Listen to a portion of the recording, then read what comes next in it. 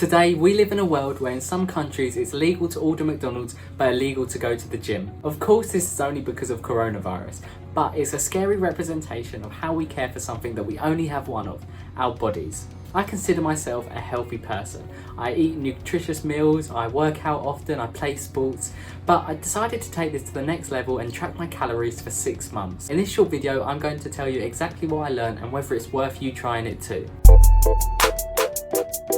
Growing up in an Italian family, good food has always been part of my life. I remember when I was a kid and my friends would come round after school and have dinner, and before they could finish the compliments on my mum's pasta, the second course would come out. I didn't realise that it wasn't the norm in England for people to have 3-course meals every night. When you're a kid, eating 3 courses of pasta, fried chicken, olive oil and Nesquik milkshakes, they were good, weren't they? Just doesn't make you fat, unless you're not sporty at all. But as I got older, I started to realise how my bad diet was affecting my mood. Because of a lack of vitamins, I had a weak immune system. Plus, I looked like rubbish because I was eating greasy food all the time, so I had spots all over my face, and I just didn't have any energy. That's when I decided to make a change. I decided to ditch the takeaways and start eating healthily. I'm an exceptionally obsessive and extreme person, so I decided to create loads of meticulous and intricate spreadsheets and track every single macro to the calorie. I also started to help my family with their diet, and I started to cook around the house pretty much every day, which completely went against my identity at the time because I was known for being lazy around the house. But I didn't go as far as to track every single calorie and whether I was actually eating effectively. I just knew that I was eating better. I started tracking my calories using the MyFitnessPal app.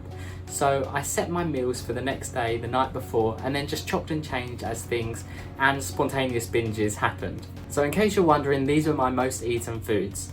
For protein, chicken, low-fat Greek yogurt and protein powder. For carbs, it was oats, blueberries and dates. Fat, peanut butter, I eat a lot of peanut butter. No sugar almond milk, oats and almond butter. And my calories averaged out to about 2,600 a day. And there were lots of benefits. Starting with benefit 1, I realised I could eat more than I was. So when I first started tracking my meals and I put my regular meals in from before I started this challenge, I realised that I was eating about 1,800 calories and a bit more protein than I really needed. This was far below what I needed. So I realised that I was missing out on the chance to eat some more healthy and nutritious snacks and even a few treats. And it made sense because I did tend to lose weight aggressively throughout the week. In fact, I actually now eat 700 more calories a day just to maintain my weight. And it's amazing. It's usually something like an almond and jam butter sandwich, or a bigger breakfast, which is usually porridge with protein powder and peanut butter. By the way, I've made a video where I've linked to over there.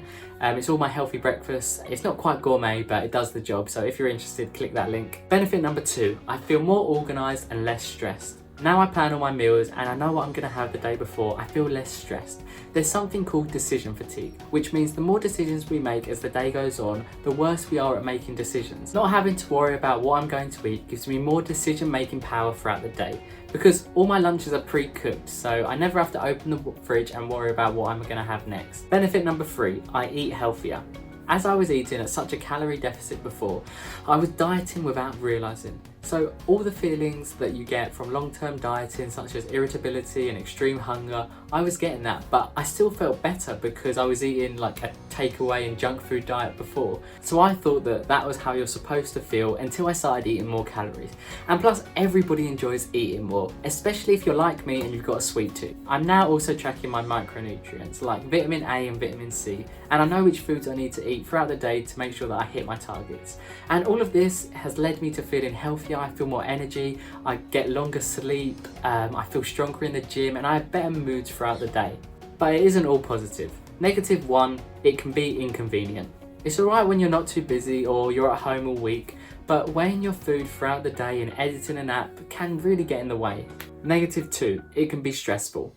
When you've been tracking every single calorie, then you go to a restaurant that doesn't have any nutritional value information, it can get a bit stressful. Plus, even the labels on food aren't entirely accurate. They get something like a 20% leeway, so you don't actually know how many calories you're eating specifically. It's always a rough guess. Every evening, I thought of it a bit like a puzzle. You have to hit your macros and your micros while staying inside your calories. And it was a bit stressful at times, but I'm not gonna lie, I did find it really fun. Negative 3, it can get in the way of relationships. This is definitely the biggest one, and I'd be lying if I said I didn't get a bit obsessive when I was tracking my calories. So I'd be on the table with my family or out for dinner with my girlfriend, and I'd quickly sneak my phone out and edit my calories to make sure that I was exactly putting in the right amount. And this goes against all my values. Like, I always say to myself, like, never bring your phone to the table. So it was a bit of cognitive dissonance. So will I keep doing it? Although it had its drawbacks, I will definitely keep tracking my calories. I just enjoy the freedom of being able to eat more food and the reassurance that I am eating healthily. However, with a few changes, I'm definitely going to be a bit less obsessive with it. I'm never going to bring it to the table, and I'm only going to use it in the evening to set my meals for the day and check it in the morning as a reminder of what foods I'm going to eat that day.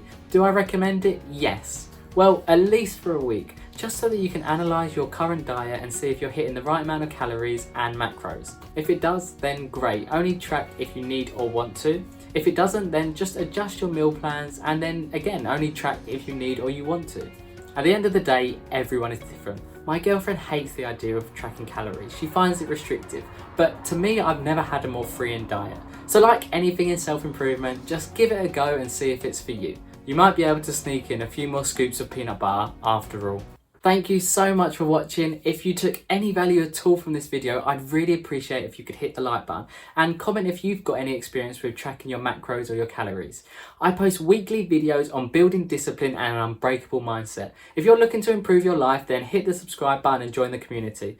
I've also just released a free playbook to getting your life together. It takes you through the step-by-step process that I use for going from anxious and lazy to fulfilled and productive. It's completely free, so grab it while you can. It's the first link in the description, and I'll see you in the next one.